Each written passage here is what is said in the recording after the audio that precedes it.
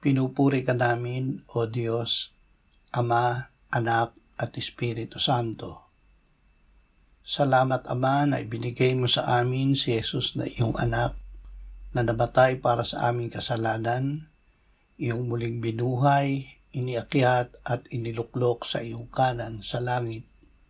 Salamat na ibinigay mo sa amin ang iyong banal na Espiritu at sa pamamagitan niya ay ibinuhos mo ang iyong pag-ibig sa aming puso.